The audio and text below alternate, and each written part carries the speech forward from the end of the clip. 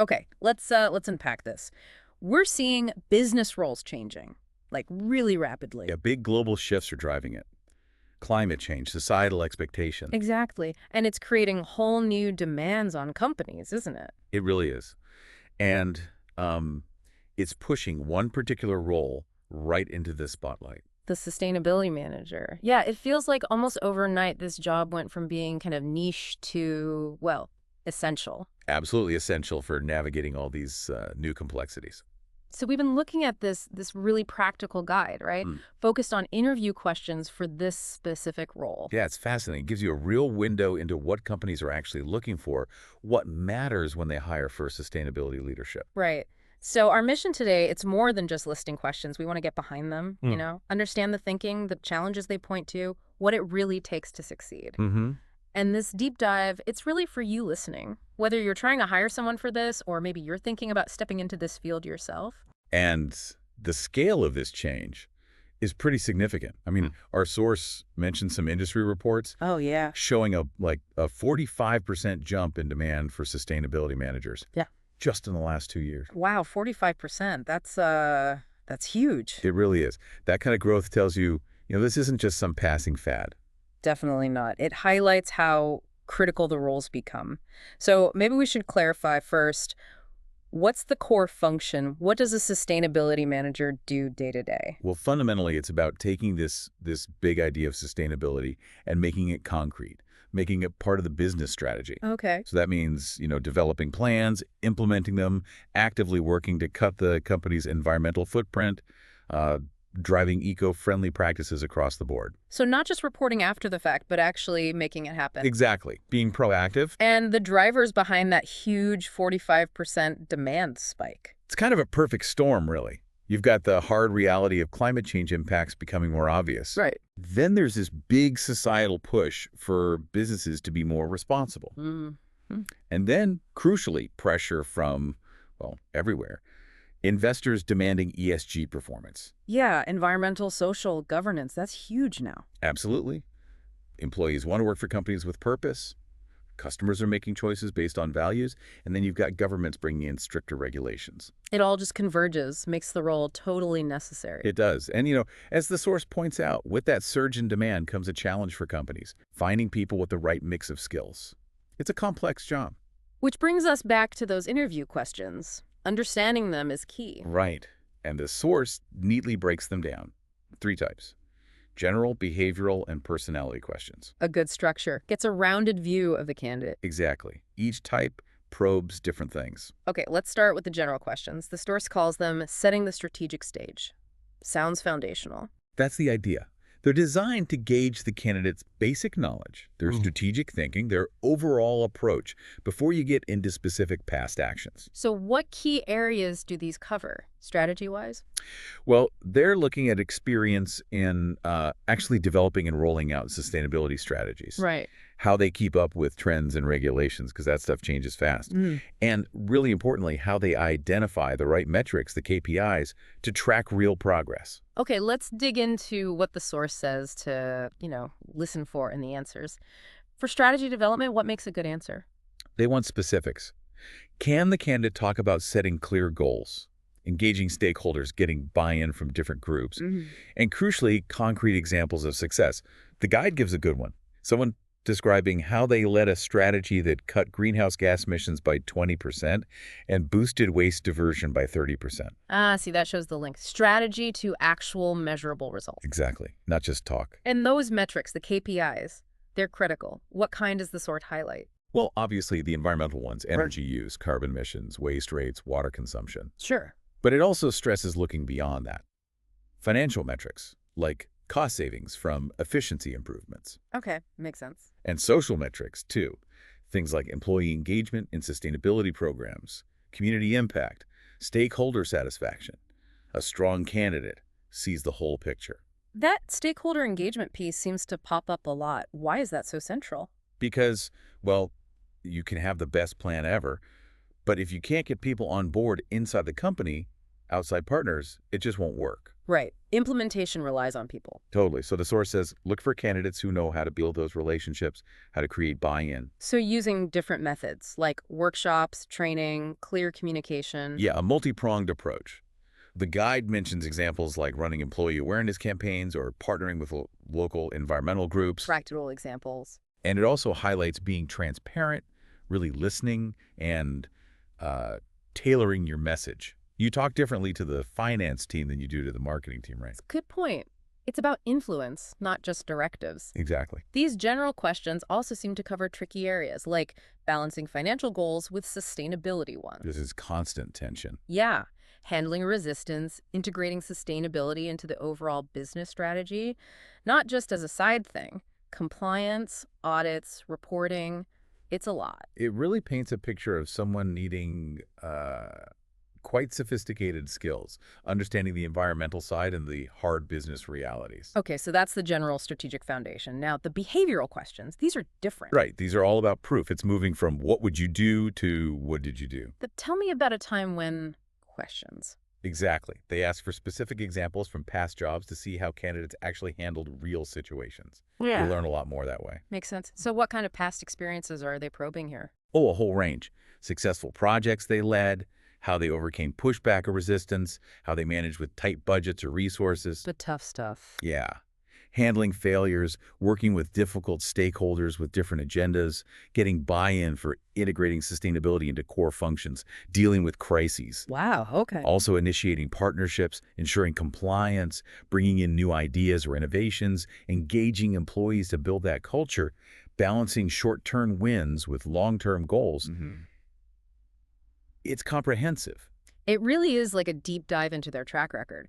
Yeah. Can you give an example from the source, a good answer to a behavioral question? Sure. So for implementing an initiative, maybe waste reduction, a good answer isn't just, I cut waste. Right. Needs detail. Exactly. They detail the steps. Mm-hmm. Doing a waste audit first, collaborating with facilities and maybe procurement, providing training for staff, setting up ways to track progress, communicating the results clearly. The source gives an example where this approach led to a 35% waste reduction and saved the company money.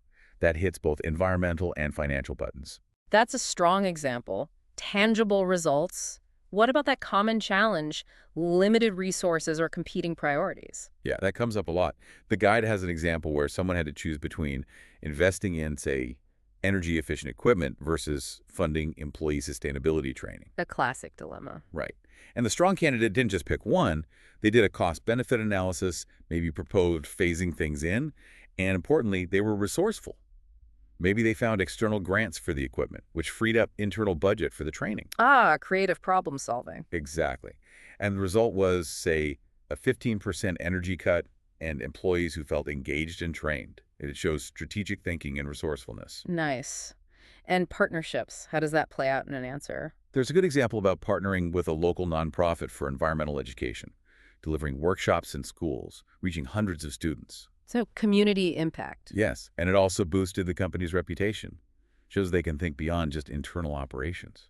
Compliance sounds like it needs real diligence. How would someone demonstrate that? It requires meticulousness.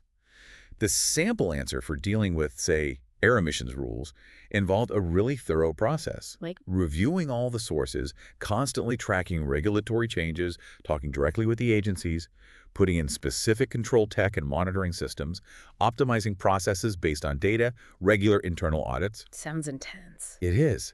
But the outcome they described was a perfect score on an air inspection. That demonstrates proactive management and attention to detail. Okay. And the last piece there, measuring and reporting progress transparently. Yeah, transparency is key. A good answer describes setting up a solid system. Clear KPIs, reliable ways to collect data, maybe using specific sustainability software. Right. Doing audits to make sure the data is accurate, but then also creating clear reports, maybe visual dashboards, and actually holding meetings with stakeholders to share the progress openly, building trust. Got it. Okay, so we've covered strategy and knowledge with general, real-world application with behavioral. That leaves the third category, personality questions. Right. This gets more into the who behind the what's and how. It's about mindset, motivation, resilience. The underlying traits. Exactly.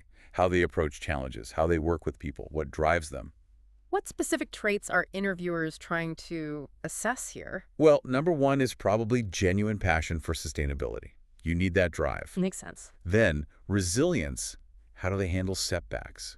Problem-solving approach, leadership style, how they stay motivated and keep learning in a field that changes so fast. Adaptability, too, I imagine. Hugely important. Adaptability, innovation, time management, influencing skills, persuading people, conflict resolution, ethical judgment. It's a long list. It is. Also, inclusivity, communication skills, especially storytelling, risk management, handling pressure, and a sense of accountability for the long-term impact. It's about character. The sample answers must be quite revealing here. What about handling ambiguity? That seems common in sustainability. Very common. Yeah. The source had an example where a candidate faced uncertainty about government incentives for renewable energy. Instead of just waiting, they took initiative. Did their own analysis of other financing options, like a power purchase agreement, and actually secured funding that way. It shows proactivity, finding solutions when things aren't clear-cut. That's a great example of initiative. And resilience. How does that show up? The guide mentions overcoming, say, technical problems on a big water reduction project. The key wasn't just fixing the tech. What was it? It was how they managed it. Keeping communication open with the team, maintaining a positive attitude despite the frustration, encouraging innovative thinking to find a workaround. And ultimately, they still hit the 25% water reduction target. It's about bouncing back and persisting. Right. The process matters as much as the outcome sometimes. What about decision-making? The emphasis is on being data-driven, but also balancing sustainability with the business needs. The balancing act again? Always. The example was deciding between investing in on-site renewable energy versus energy efficiency upgrades. The candidate used cost-benefit analysis, but also proposed maybe a two-phase approach.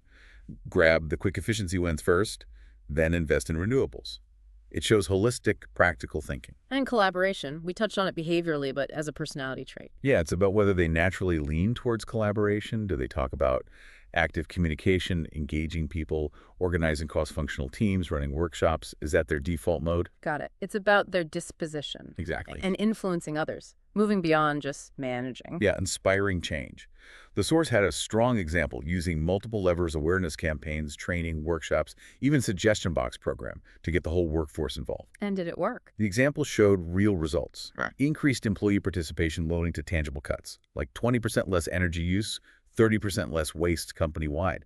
That demonstrates real influence. Very powerful. Okay, so that covers the 3 question types. But the source also mentions something else, skill assessments.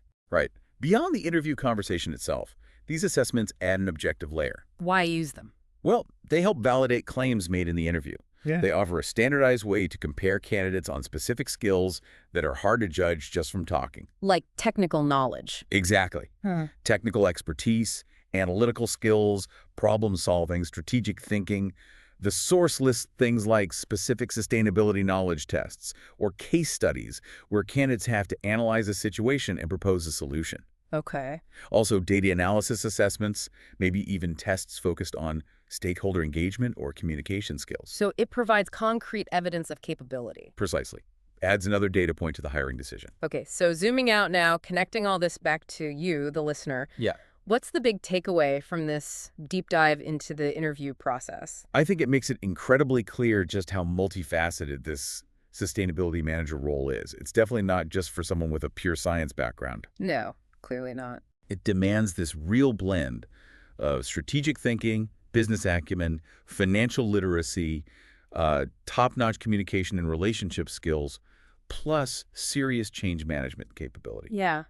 And for you, the listener, whether you're maybe thinking about this career path or you're on the hiring side, understanding these questions, the depth and breadth of them, it gives you a super clear picture of what's expected, the challenges involved, and the really diverse skill set that's needed in this field that's growing so fast. It shows you what good looks like. Exactly. It's about finding those people who can genuinely blend purpose with profit, communicate complex stuff simply, and actually drive real, tangible change. Yeah. So to wrap up this deep dive, we've talked about that huge surge in demand. That 45% jump. Yeah. We've unpacked the interview questions, general for strategy, behavioral for past actions, personality for mindset, and we touched on how skill assessments add another layer. And the source material really does lay bare how dynamic this role is. It's all about those balancing acts, isn't it? Constant. Balancing the financial realities with those long-term environmental ambitions. Navigating skepticism with, really persuasive communication. Adapting strategies constantly as things change. Which kind of leads us to a final thought for you to mull over. Given this need for dynamic problem solving, for influencing change right across a company, what specific quality or maybe skill do you think is the absolute most critical for a sustainability manager today? If you had to pick just one, what would you prioritize above all else? Yeah, that's a tough one. Something to think about.